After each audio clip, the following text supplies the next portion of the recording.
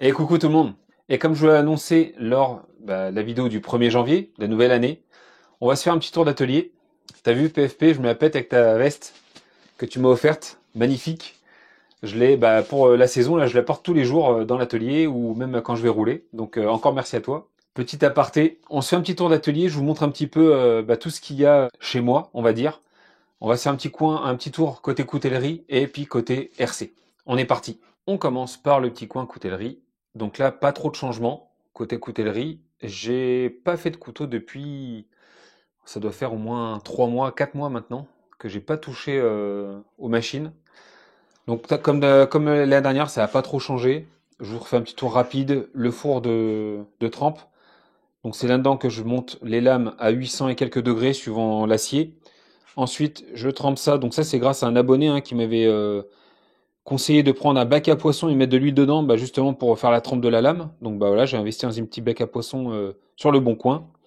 Les aciers, le bois, le papier à poncer en dessous, etc. Les différents types de bois pour le manche. Donc là, tout est là. Il y en a un gros choix. Hop, on va pas bien voir. Voilà, il y a un gros choix de plaquettes de bois. On verra pas très bien. Ensuite, au-dessus, donc ce qu'on appelle le backstand. Donc c'est une bande de 2 mètres de long qui tourne à plus ou moins, je sais même plus, c'est 50 000 tours, non 30 000 tours par minute, je sais même plus. Donc ça va être pour donner la forme au couteau, lui faire les moutures, donc faire la lame, etc.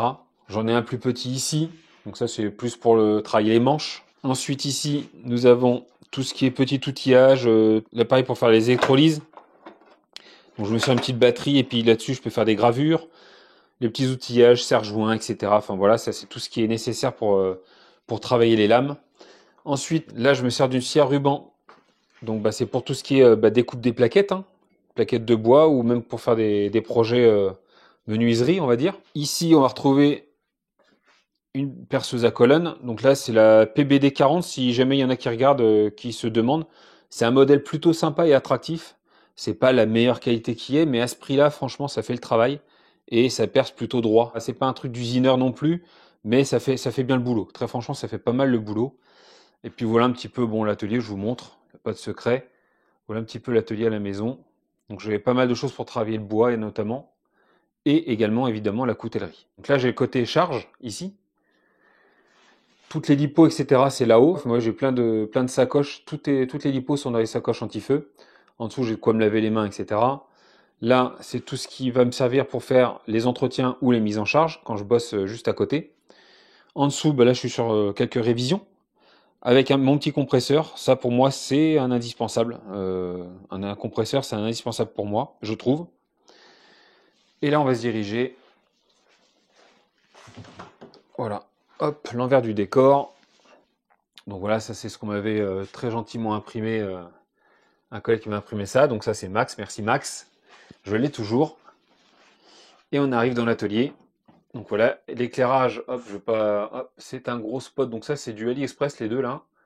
J'en ai eu pour celui-là une dizaine d'euros je crois, et celui-là pareil, 10 ou 15 euros. Ça éclaire plutôt pas mal. Il en fera peut-être un par là-bas pour éclairer en dessous. Là-bas, on voit pas bien. De ce côté-là, donc là, vous avez beaucoup de Funko Pop. Là, je dis à que j'ai commencé une collection. Voilà, ça s'agrandit petit à petit. On les voit pas forcément très bien sur les vidéos parce que il n'y a pas trop de recul pour voir ce qu'il y a derrière. Mais voilà, c'est souvenir des années 80, 90, on va dire, et 2000, avec les idoles de Michael Jordan. Il y a Michael Jackson, les Goonies pour ceux qui connaissent. Enfin voilà, c'est tous mes trucs souvenirs d'enfance et jeunesse, on va dire. Voilà. Donc on va continuer à agrandir la collection petit à petit. Là, la magnifique carreau donc pour la XR5 châssis long. Donc là, celle-là, elle est vraiment très très belle. Ensuite, on a la carreau incassable du XRT qu'on va se faire en vidéo si vous ne l'avez pas encore vu. Donc là, on va se faire la découpe de la carreau avec la mise en place sur le châssis. Le bateau, donc ça c'est mon seul unique bateau. Je navigue assez rarement. Du coup, je voulais en tester d'autres, mais au final, vu le temps que j'y passe au bateau, pas assez. Je reste sur celui-là que j'aime beaucoup, avec lequel je m'amuse bien, et du coup, pas vraiment besoin de changer au final. Je m'amuse bien avec. La petite carreau incassable là-haut du Notorious qui est cassé à cette heure-là. Là, les petites carreaux donc Express qui m'a été fournie par Breezer. Celle-ci, c'était ma première peinture, donc que je garde en souvenir. Même si j'ai pas forcément de châssis 1/10 pour la mettre dessus, je la garde en souvenir, celle-là. Ensuite, en dessous, vous avez tout le coin électro. Donc, vous voyez, il y a quelques moteurs. Il y a du 800 kV au fond Castle, là. Il y a du X-Team, il y a du Léopard, il y a du Spectrum, il y a du Hobby-Wing. Il y a du Surpass, il y a un peu de tout. Il y a du Max 6, il y a un peu de tout. Il y a un peu pour toutes les échelles. Là, celui-là, bah, il va aller, ce combo-là, Max 5 G2 avec 56, 118, 650 kV. Ça va aller dans le buggy que je vais vous montrer juste après, que vous avez vu en présentation, le 30 degrés nord. Hop, là, vous avez tous les petits récepteurs pour la prochaine radio, si vous ne l'avez pas encore vu. Le matériel de vidéo. Donc là, voilà, c'est ma sacoche avec les micros. C'est avec ça que je pars sur le terrain en général. La balance, la fameuse balance qui me sert, bah, alors pour les unbox, pour peser, etc., pour vous donner des infos, mais également pour tout ce qui est colis, parce que mine de rien, bah, pour les envois de colis, ça joue à la centaine de grammes près. Quand tu te trompes, il te le renvoie, donc bah, c'est toujours bien d'avoir une petite balance. Le trépied avec lequel bah, je filme dans l'atelier et même des fois sur terrain. Oui, je me suis mis un petit chauffage. Comme ça, je peux être même en t-shirt à l'atelier.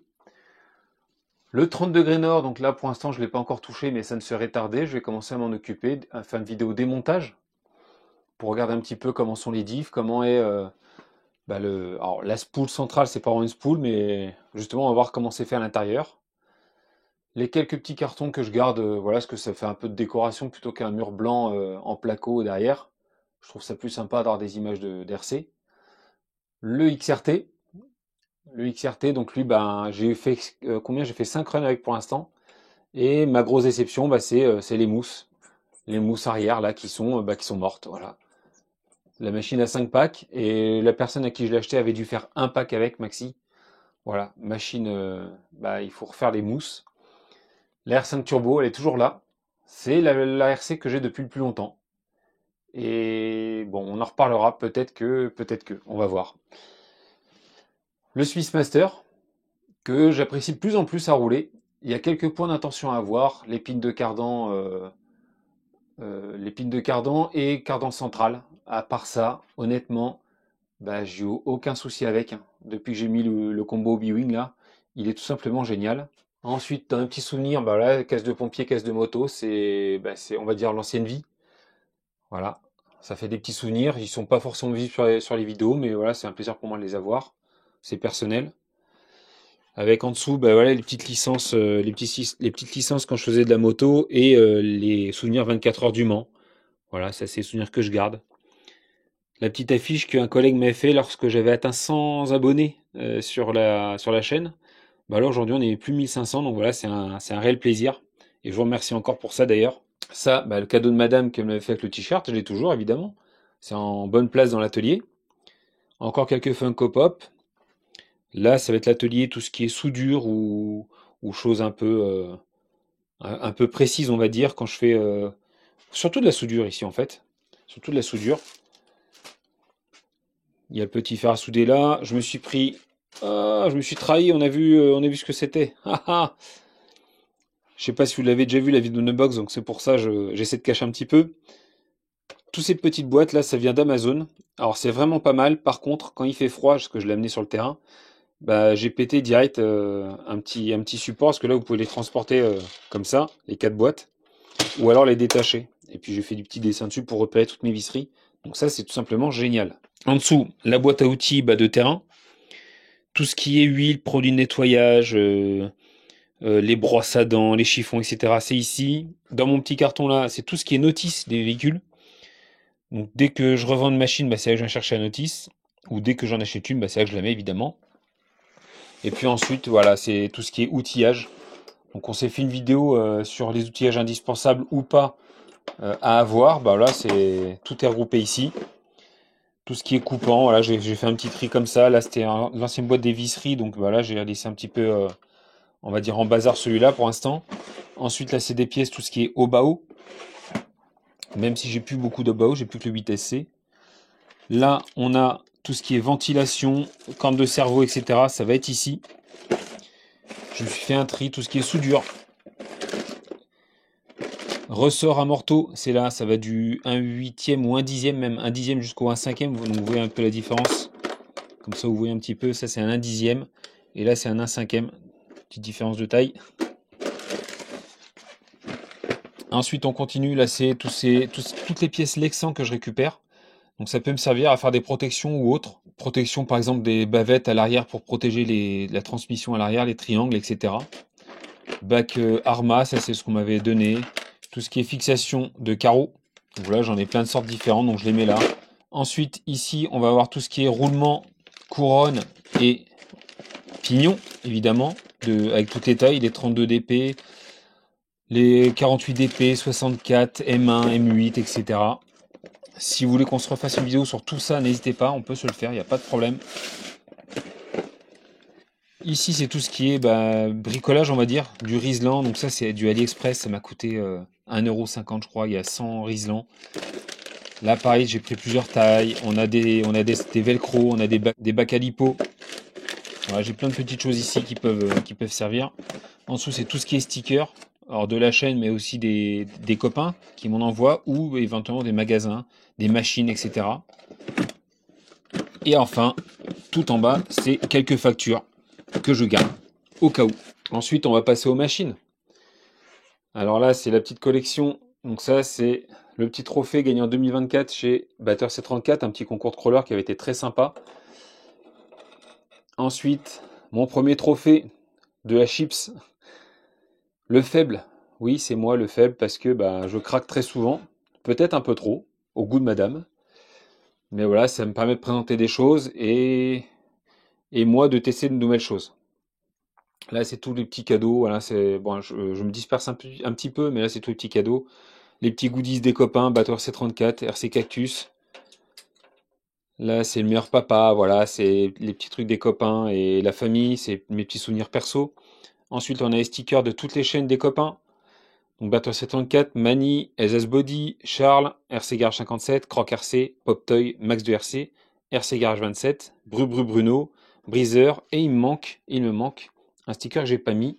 C'est Modélisme 30 que je n'ai pas encore mis. Il faut absolument que je le mette. Là, c'est les stickers des différentes marques que j'ai mis sur la voiture. C'est pas forcément des gens que je recommande plus que d'autres. C'est juste que ce que j'ai mis sur des marques que j'ai mis sur les différentes machines que j'ai eues. Voilà, donc il y a un peu de tout. B-Wing, Zik, Akapit, voilà, hein, Carten, Trill, Proline. Et là, c'est les magasins chez qui j'ai déjà acheté. Donc RC Team, Racer C Modélisme, qui sont côte à côte, ça lui fera plaisir à Hervé. RC Fastcar, Phasium Design, Donus Racing, Obiku, RC Kleinkram en Allemagne et RC Shop 66. Il y en a d'autres chez qui j'ai acheté, mais ils n'ont pas de sticker, donc voilà. Ensuite, petit tour des machines, on continue. Après les petites miniatures moto, la F1, pour l'instant, j'ai pas eu trop l'occasion de la rouler dans des très bonnes conditions, on va dire. Ce que j'ai fait là, en plus, c'est que j'ai changé l'aileron à l'avant, j'ai mis l'aileron plastique. J'ai commandé directement chez RC Shop 66 pour préserver l'aileron en fibre là qui est fragile, qui esthétiquement est très joli celui-là, parce que c'est avec la couleur de la voiture, mais qui va être beaucoup plus cassant. Donc je préfère l'économiser et le préserver et rouler avec l'aileron en plastique, qui coûte à peine 20 € je crois. Donc c'est aussi bien. On va changer les roues pour faire le prochain roulage justement à Saint-Afrique, pour essayer d'avoir un maximum de grip.